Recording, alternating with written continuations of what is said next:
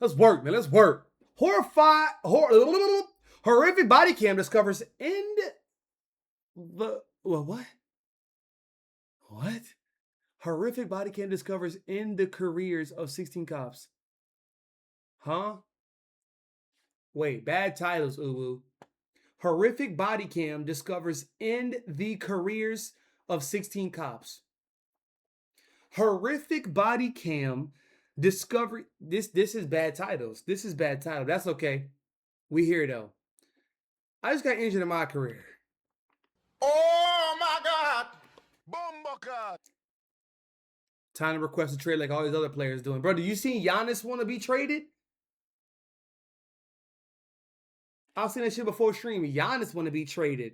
Boy, we in some strange times, nigga. Stomach. On your stomach. Stay down. Oh! Get it. Get it, boy. Get it. Get his ass, boy. Oh, shit. Stop it, this thing, mother. Oh, Lord. Following disturbing allegations directed at an officer with the East Cleveland Police Department, a sweeping investigation is launched, exposing other officers marred by corruption and misconduct. Oh my God! The accusations lead to dozens of indictments and charges, with some officers even ending up behind bars. That's that nigga head. Turn around! Get on now! Face down! Do not move! One thing about me, I don't like being called a liar. The following is based on official police records, and the footage has saying never Lakers, been seen Jazz, before Knicks? until now. Please note that all persons charged with a crime are... Well, wherever Giannis go, his brother Theonis is going right with him. That nigga's hilarious, man. And he gets contracts. Fuck wrong with him. He gets contracts because of his brother. Beautiful, amazing. Presumed innocent unless and until proven guilty in a court of law. Just after 3 a.m. on March 25, 2022, Commander Larry McDonald attempted a traffic stop in East Cleveland, which borders the city of Cleveland. The driver refused to slow, and McDonald quickly began a doomed pursuit. This nigga look like bruh man from the 5th floor. Bruh man on the 5th floor. Refused to slow, and McDonald quickly began a doomed pursuit. Yeah, you go to Lakers, that shit'd be nuts. I'm trying to catch up to a vehicle driving at a high rate of speed. That'd be ignorant. Maybe probably about 100 miles an hour down Euclid. So I'm trying to catch up to this car now. But nothing LeBron hasn't done already. Caught up with the fleeing vehicle, but what he found was devastating. Oh my goodness graciousness.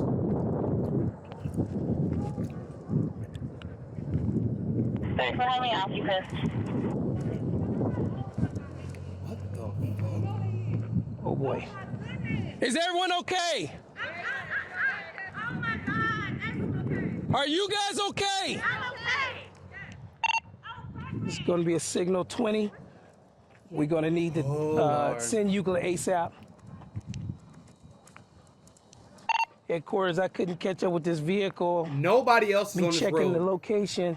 I did find this vehicle in a signal 20.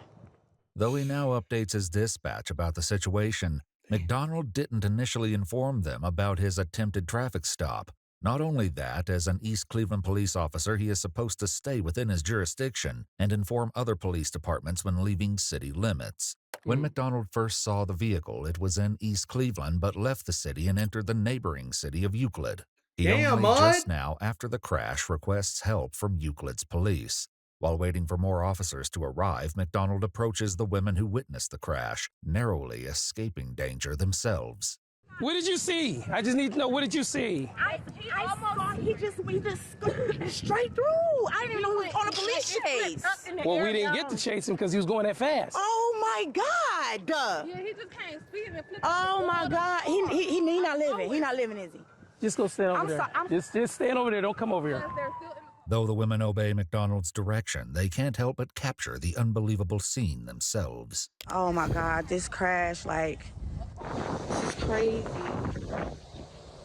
I don't know who people this is, but I don't think he made it. Following this grim prediction, McDonald updates his dispatch about what he claims happened just before the crash. It's unclear if this is actually what started the chase, but McDonald will maintain this story. Vehicle was traveling at a high rate of speed, what caught my attention. Vehicle probably was traveling over 100 miles an hour. I couldn't catch up with it.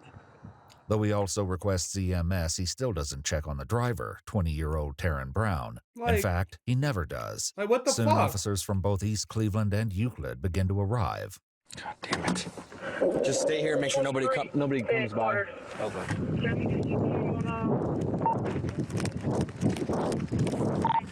We got one injured.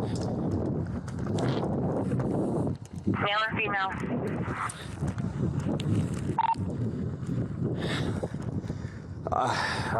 Looks like a male. During the crash, the driver was ejected through the driver's side door, and his leg became trapped when it started to roll. No, it's there. No, his head is there. The arriving officers also check on McDonald. You okay? No.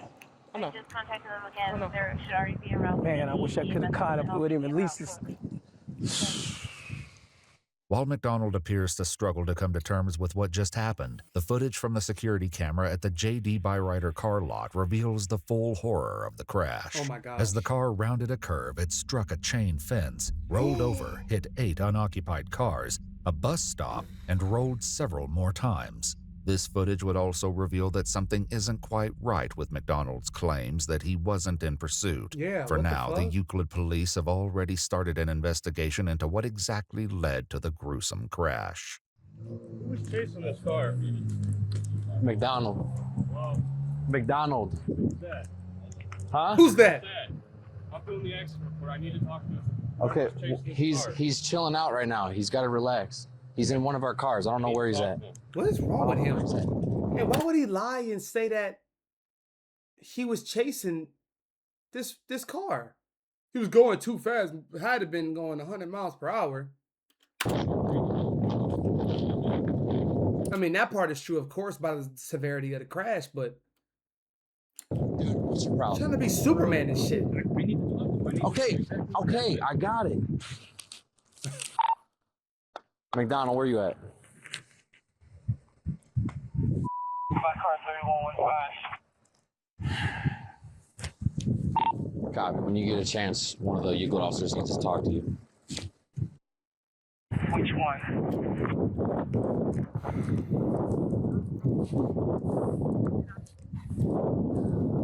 All right.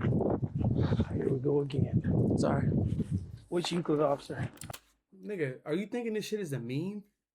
Oh shit, here we go again. No, this is not GTA, bro. This is not GTA, this is real life. You ain't check on a motherfucking body not once. You ain't do nothing as a cop. Nothing. He's But right you here. wanna be superhuman, Superman. Look at this goddamn car, my nigga. I need somebody to stay with Sarge. I'm with him. He's. Copy, keep him close. I am. So I'm the accident investigator, so I'm obviously going to get the fatal. I just need to find out exactly like which way he was traveling, what he hit. When we was traveling, this would be east. However, Go ahead. he was going so fast, I didn't get a chance. Okay.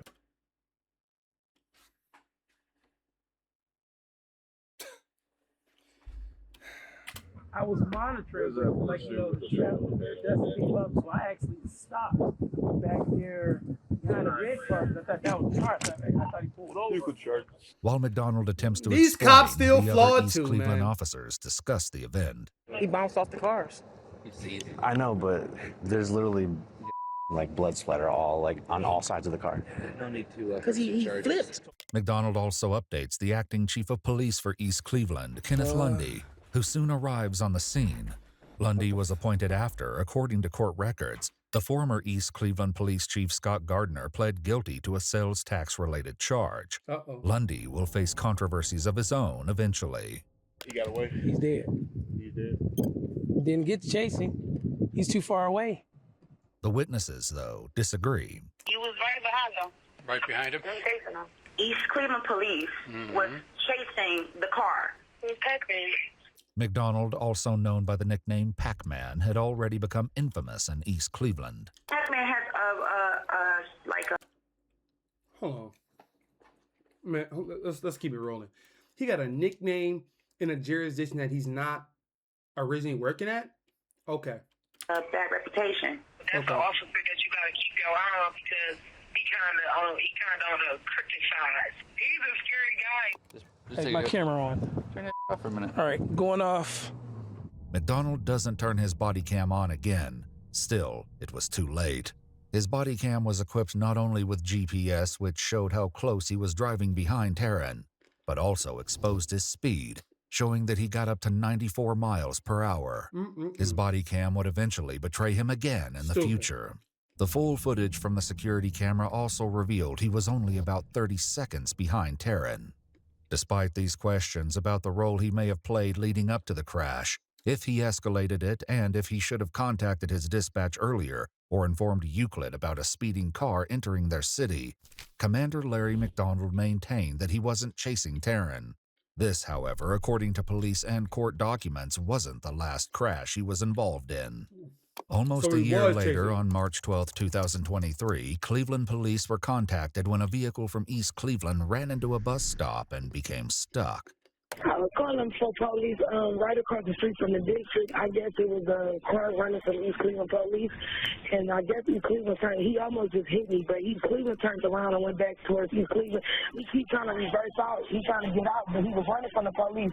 Despite the 911 caller's certainty that the driver was fleeing an East Cleveland police vehicle, when the Cleveland officers arrived, there's no sign of anyone from East Cleveland police. Only the driver, and he's telling a very different story about how he crashed. So you're saying you swerved out of the way? No, he pushed me. Where did he push I had turned that corner right there. Yeah, you were turning. That car right there? Where did it hit you? Which side? No. See that car right there? Where did the guy hit you? See that car right there? Listen. No, he never even hit me. He swerved out of the way. Notably, Mark never mentions anything about a cop car. In fact, the way he tells it, it was just another vehicle that he swerved to avoid. However, in doing so, he hit more than just the bus stop. He's going pretty fast. He knocked out the stop the crosswalk. Was that a trash can? The trash can. That and fire hydrant first. Oh, there's the fire hydrant. It's in the middle of the street. Oh.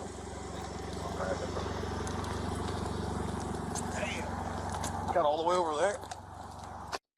Hey, Muscles, why don't you get out of the car and get this fire hydrant and drag it up on the sidewalk? While some of the Cleveland officers attempt to understand how exactly the driver, Mark, found himself in such a predicament, others try to verify what exactly the 911 caller may have witnessed. To do this, the Cleveland Dispatch contacts East Cleveland. Hey, were you guys chasing a car?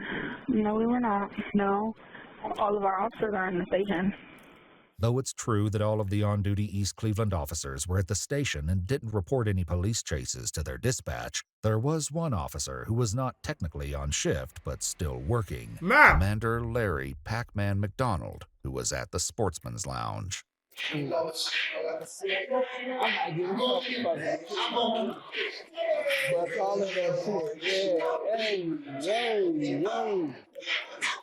What you lose? You put it on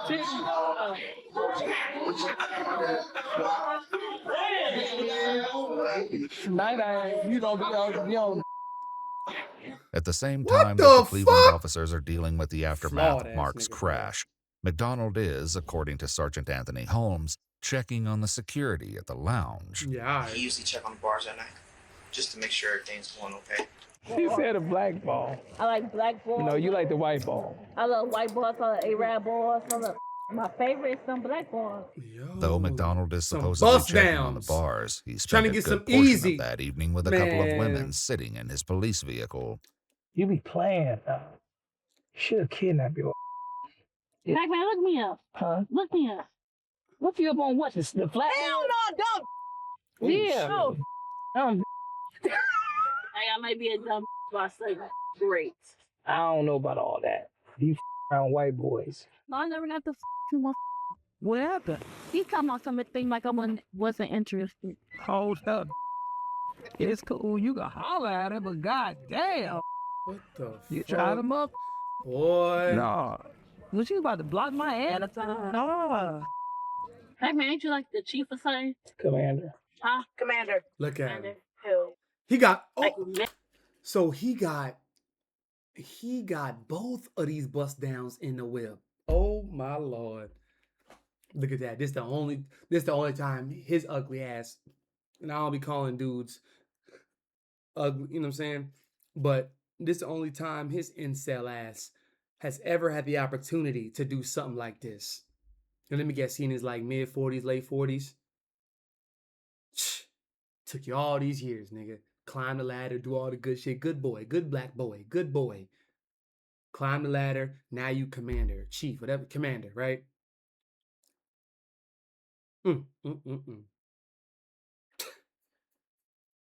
Just to mess with some bust downs who twice your age.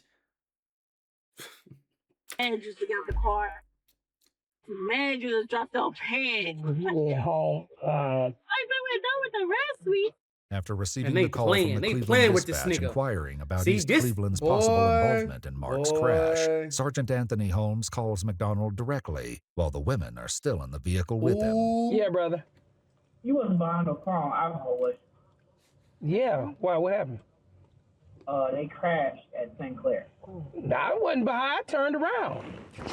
Okay, because passerby said that the car almost ran him off the road. He turned around from it. Turned around. He was called over here. No, I wasn't in pursuit of that car. I tried to catch up with it to get the plate, then I turned around. All right, why would you do Where that? did it crash at? St. Clair, right there by 5 Points. Where's 5 Points at? St. Clair alcohol, 156. And then he acting like he don't know where the fuck this shit at. Bro, if you tried to catch up with him, get his license, but then you turned around. Why wouldn't you call up fraud ass cop, fraud ass niggas, man? All that, would that be that bad? No. Nah, I turned around, brother. Stupid. I could have moved all that station, wasn't us.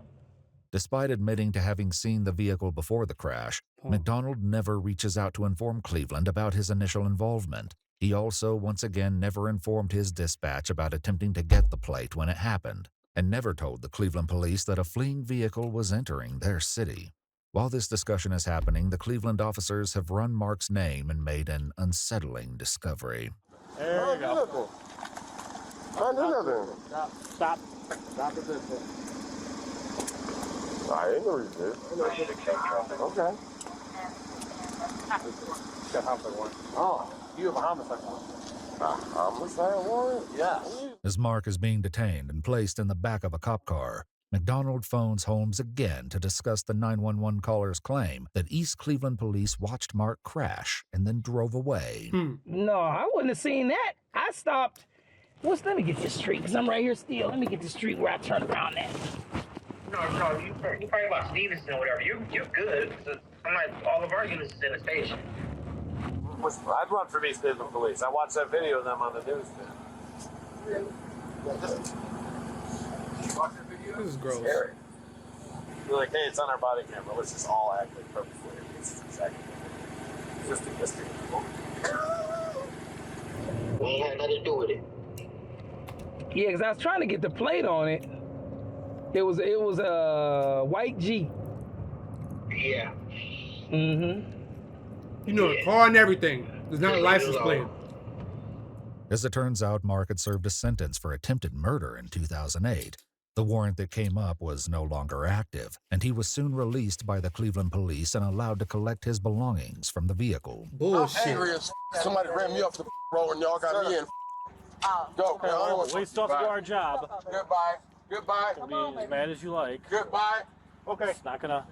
All right, sir. Have a good day. And look at that. And look at that. When they don't do nothing, they just put their hands up, have a good day. Tell you fuck off when they in the wrong. What? Bro, go. Hey, this car, man. Oh, damn, my dude. You're off of me. Oh, that's his mama. Damn. Oh my God, Mark. I told you to calm down. No.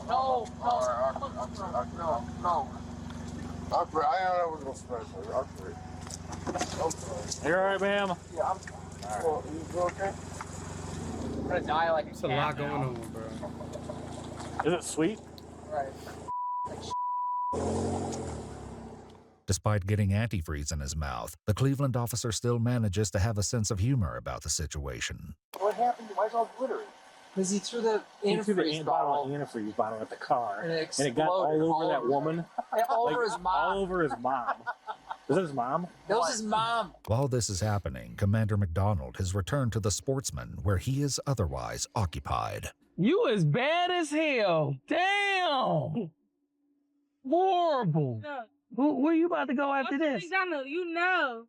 I've been trying to clap you since Heritage. Yo. She bad. She bad. That's And all she want. my little girl. Once again, What the fuck? Oh my god. You niggas strange. You niggas strange. This is why character development and going through shit at a younger age is so goddamn important, bro. Plus having guidance, plus having someone, uncle, grandpa, grandma, auntie, mom, dad, older brother, to tell you when you're wrong and when you're right. That's my little girl. Yet she was trying to clap you. She been trying to clap you since. Y'all are just despicable. Y'all are embarrassing, bro. And I see right through it. Ever since I was a kid, see right through the bullshit. I don't give a fuck about your position. I don't give a shit about your position, nigga. Or lady. Y'all, I had this chick. I'm doing business at this local embroidery printing company, printing press. And I got a tour. I got a tour of the whole entire, and they don't normally do that, but the dude, Mr. Tony, he was like, man, I'm gonna give you a whole tour of the whole place just to show you what we're working with. You know, he showed me the big ass printer they got, the 3D printer, you know, them printing out labels, how, you know, their system they have in place to get the labels and the different names on the Excel spreadsheet and how they print and stuff. He showed me everything, right? He had a great conversation. He from New Orleans. He had a great conversation. And I come back, I get a quote for my stuff. I come back and I pay. Now the lady at the front desk, you know, white lady, older, you know, she looked miserable as hell. And you know, y'all know them type white ladies who, you know, everything is baby or sweetie or babe, you know, try to be friend and be friendly with everybody and shit, right? A friendly ass chick is a friend to none.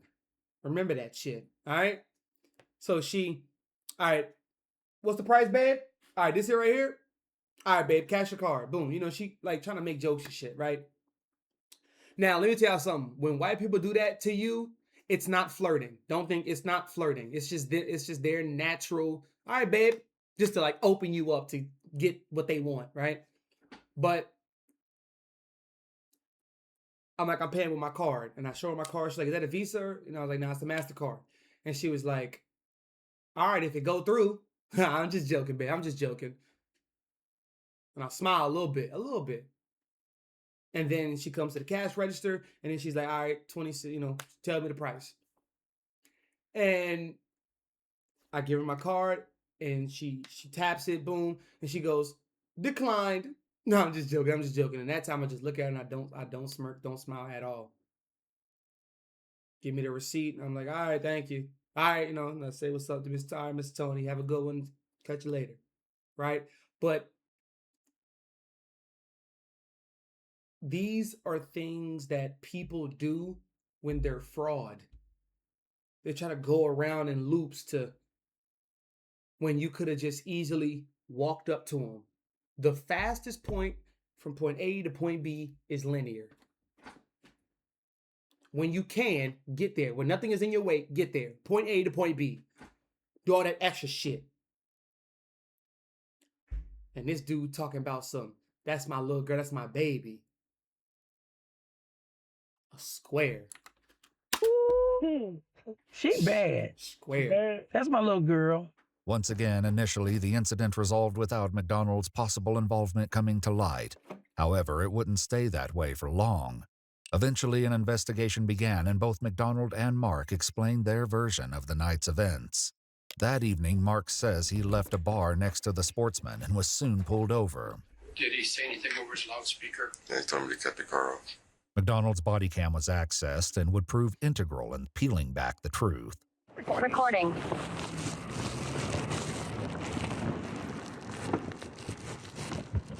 Mark explains that he recognized McDonald from a previous run-in involving his inactive warrant. I didn't know if he was going to plan something on me. I didn't know if he was going to ask me out, if he was going to try to say I had a gun and shoot me. I don't know what he was going to do. Oh! Out of there. When interviewed, McDonald described what happened next. I really don't want to call it a chase because I didn't get to chase the man. His body What the cam, on fuck? the other hand, would disagree. You was going 90 again.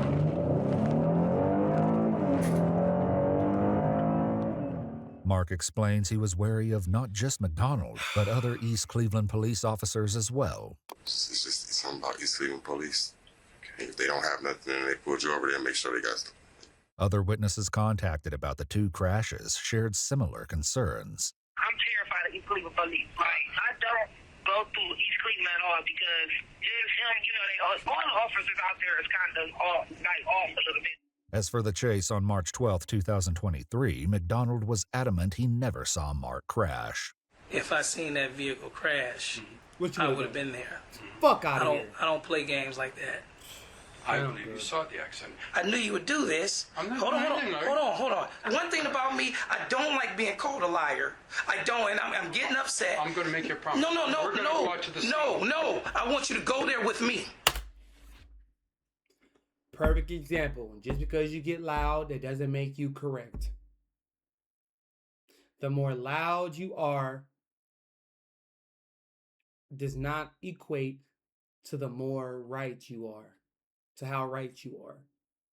Okay? If anything, the louder you get, the more wrong you are. All this theatrics, all this extra shit. I'm not going to go with you. Why? Because I don't have nothing to lie. Yet once again, McDonald's own body cam would tell a different story. During the chase, just before he turns around, he can be heard laughing to himself. I knew you were going to do that.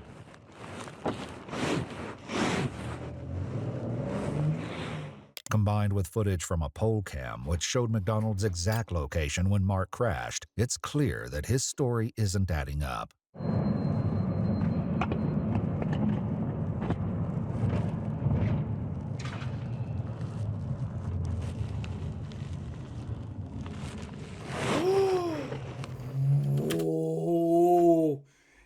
Oh my God. And hold on. And he's saying he knew he was going to do that. Watch them crash. I knew he was going to do that. Wow. That's evil. That's sickening. Wow. Turns around. And now. I knew you were going to do that. Wow. Out of there. Speeds off. And you clearly see the car.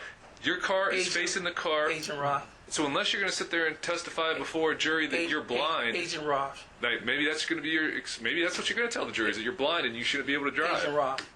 McDonald would find himself facing the repercussions of his actions, but he isn't the only one in trouble. Good. Other Get 'em East all. Cleveland police officers were facing multiple accusations of crimes committed while in uniform. Good. For one, according to police documents, Sergeant Holmes never informed the Cleveland police that McDonald had been involved in the pursuit, resulting in inaccurate police reports. However, this isn't the only incident Holmes found himself wrapped up in. On October 3, 2021, Sergeant Holmes, Detective Ian McInnes, and Officer Tristan Homan attempted to execute a traffic stop on a 17-year-old. Wow. During the pursuit, Holmes struck the victim's vehicle, but this isn't what they told dispatch. You struck for Joe. Be advised, vehicle G3 check has striking the front of 3134. Holmes was confronted about this claim during the FBI and the Cuyahoga County Prosecutor's Office's investigation. Am I right in my estimation here? You struck him. I believe he hit. Yeah, sure. Okay. Anthony, I'm trying to be straight with you. I don't strike people on purpose. Like, Okay. I believe he was about to turn Yep. and swerve. Fraud will protect fraud. cut in front Yep. of us. Yep. Like, I don't do that. Of course you don't. So, But that was your driver. Of course I you don't. Saying, I can see the viewpoint. It's like I did hit him on purpose. I'm not a rammer. But you rammed him then, I'm right? not a rammer. My vehicle's dead hit, yes. Following this, the driver fled the vehicle, but soon after sat on the sidewalk with his hands up. Sergeant Holmes' body cam captures what happens next.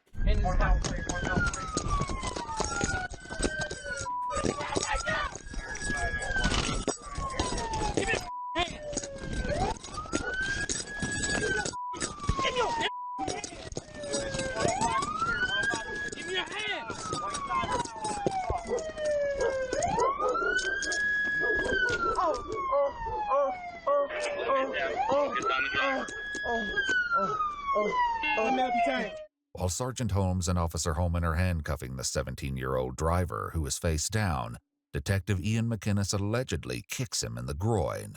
The investigation would uncover multiple other incidents, including one on February 25, 2020, during another attempted traffic stop, this time on a 24-year-old. I can't. According to police documents, the driver also fled on foot before surrendering to officers. I can't. I can't.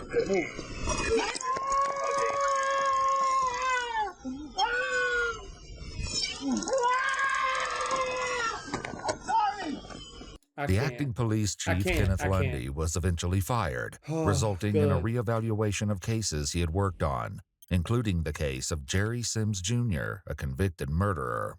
In 2025, Lundy was named in a petition for a new trial for Sims, who had been found guilty of aggravated murder in 2019 and was serving 40 years to life. Lundy had been the lead detective on Jerry Sims' case, but was now accused of inappropriate conduct during the investigation and trial. According to the petition, Lundy used his position as a detective to initiate a manipulative and exploitative relationship with the key witness whose testimony resulted in Jerry Sims' conviction. Oh my God! The witness now claimed Lundy pressured her into providing false testimony, and then harassed and intimidated her. With this new information and following an evidentiary hearing, the charges against Jerry Sims Jr. were dismissed, and he was released from prison. Lundy wasn't the only one to face the consequences of his actions.